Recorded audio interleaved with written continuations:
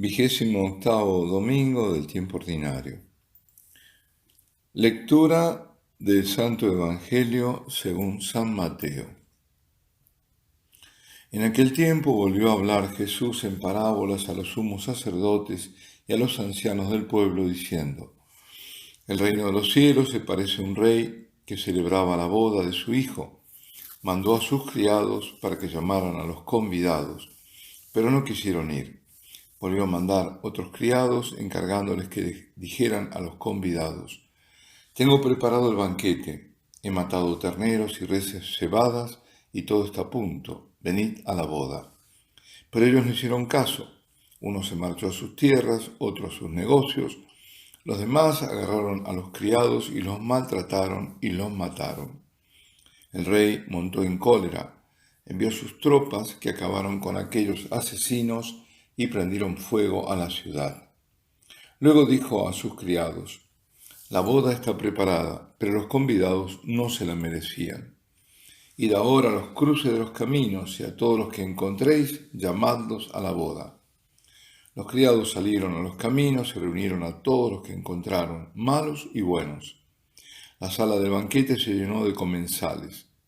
Cuando el rey entró a saludar a los comensales, reparó en uno que no llevaba traje de fiesta y le dijo: Amigo, ¿cómo has entrado aquí sin el vestido de boda?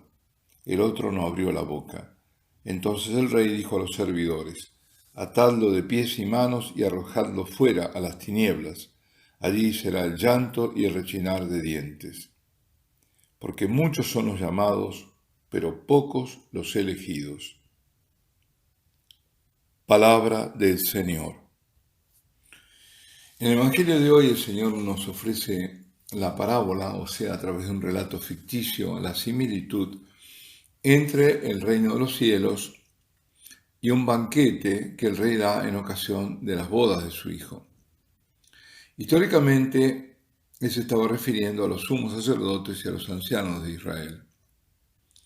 En la parábola, el rey se identifica con el Padre, el Hijo es Jesús. La boda es la unión de Dios con el hombre. Es la nueva alianza que se cumple con la encarnación del Verbo y es sellada por su sangre. Los primeros sirvientes o criados son los profetas, los segundos los apóstoles, y el pueblo que rechaza la invitación es Israel. El reino es el de la salvación. En otras palabras, lo que Dios Padre ofrece es la salvación por medio de su Hijo, Dios encarnado. Gran parte de Israel rechaza al Mesías, aún ahora no lo reconoce en Jesús de Nazaret. Bueno, lo primero que se nos hace notar es cómo ante la invitación de Dios se presenta siempre nuestra libertad de rechazarla o de acogerla. Depende de nuestra decisión el quedar dentro o fuera del reino, salvarnos o condenarnos, porque lo que está en juego es nada menos que la eternidad. En su voluntad de salvación, porque Dios quiere que todos los hombres se salven, Dios no se detiene ante la indiferencia, ante los pretextos para no acudir y la hostilidad de los israelitas. Castiga a quienes han rechazado al Hijo y busca ahora entre los paganos. Son los nuevos convidados al banquete, a esa nueva y eterna alianza. La parábola se aplica perfectamente al banquete eucarístico. En efecto, la Eucaristía celebrada es un banquete sacro. No es una comida entre amigos, es sacro. Y hay que subrayar lo sacro, porque ese banquete de la nueva y eterna alianza, sellada, como decía antes, con la sangre del Cordero. El Cordero es el Cordero del banquete. Es el que el mismo Dios nos ofrece en el Hijo que viene, ese banquete que nos ofrece en el Hijo que viene a nuestro encuentro para unirse íntimamente. Y lo hacemos en la comunión sacramental y también en la comunión espiritual, si está bien hecha. Se une a nosotros y nos santifica. Es el banquete cuyo alimento es nada menos, como digo, que Jesús, que es el Cordero inmolado que quita el pecado del mundo. Es decir, Este banquete es el del sacrificio redentor de nuestro Señor. Jesús dijo: el que come mi carne y bebe mi sangre tiene vida eterna, y yo lo resucitaré en el último día. Y también dijo: el que come mi carne y bebe mi sangre vive en mí y yo en él. Por eso es la íntima comunión, comer la carne de Cristo. Es comunión en la Eucaristía. Por eso el banquete es de comunión, es decir, de unión con Dios y a través de Dios entre nosotros. Es la Eucaristía que hace así la unidad de la Iglesia y la que crea verdadera fraternidad. Esta es la fraternidad. La de los hijos de Dios que son hermanos a través de Cristo. Porque somos hijos en el Hijo. Y por eso Dios nos reconoce como hijos y no como simples criaturas. Bueno, criaturas muy queridas. El hombre tiene mayor dignidad que cualquier otra criatura, pero no es lo mismo ser hijo de Dios, que lo somos a través del bautismo, que ser una criatura. Ser un hombre que Dios ha creado, pero que no reconoce verdaderamente como hijo.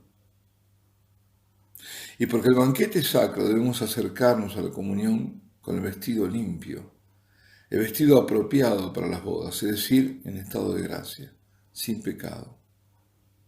Veamos, si no, qué pasa cuando el rey, que es Dios, ve que uno de los convidados no tiene el vestido nupcial, el vestido que debe tener para el banquete. Lo echa fuera y lo condena a las tinieblas. ¿Qué es lo que nos dice San Pablo?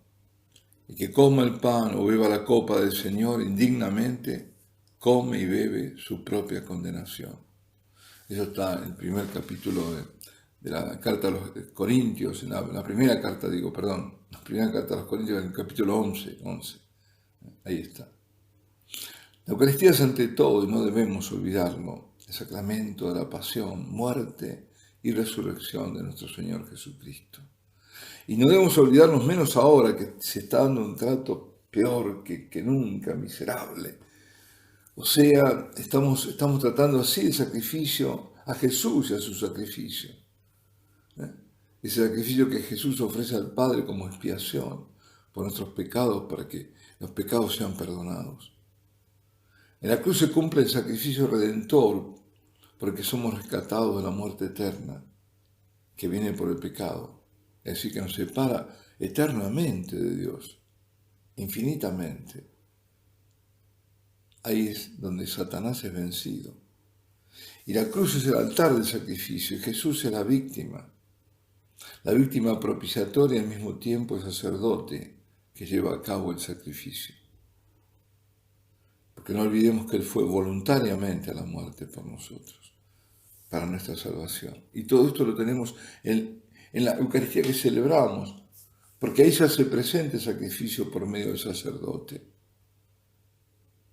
El sacerdote que presta su voz, su corazón a Jesucristo, pronunciando las mismas palabras que el Señor pronunció en Jerusalén durante la última cena.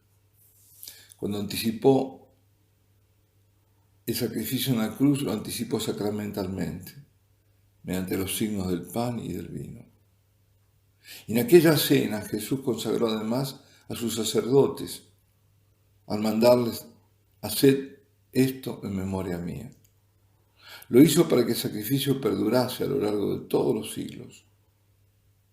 Y nosotros, sacerdotes, lo repetimos desde hace 2000 años, haciendo de ese modo presente el sacrificio y también presente al mismo Señor.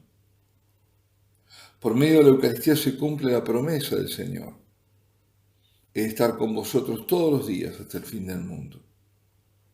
Porque la Eucaristía, además de sacramento, sacrificio, es también sacramento presencia del Señor. Y por eso lo adoramos, porque es el signo que Él está ahí mismo, presente, aunque oculto a nuestros sentidos. Pero sabemos por la fe que está presente con toda su humanidad y con toda su divinidad. Por eso tenemos que aceptarlo. Así seremos justificados, conceptamos su sacrificio reconociéndolo como nuestro Salvador. Y lo hacemos con fe y lo hacemos con obras. Por eso, a la comunión, al banquete, debemos acercarnos no solo con el corazón limpio, sino también con actitud y gestos de adoración. Estos gestos que están siendo impedidos, peor que arbitrariamente, injustamente. Ya lo decía San Agustín, padre de la Iglesia. Nadie coma esa carne sin antes adorarla, porque si no la adorásemos pecaríamos. Es decir, nadie comulgue sin actos de adoración. Siendo la presencia de la Eucaristía la misma presencia del Señor, exige por eso mismo nuestra adoración, nuestro respeto,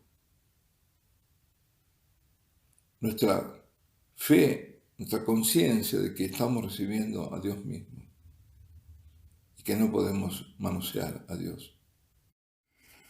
La adoración es el culto prioritario, porque es el fundamento de nuestra fe, de toda la vida de la Iglesia. La oración eucarística no es un lujo, sino una prioridad, dijo el Papa Benedicto. Queridos hermanos, queridas hermanas, el Señor concluye la parábola diciendo que muchos son los llamados, pero pocos los elegidos.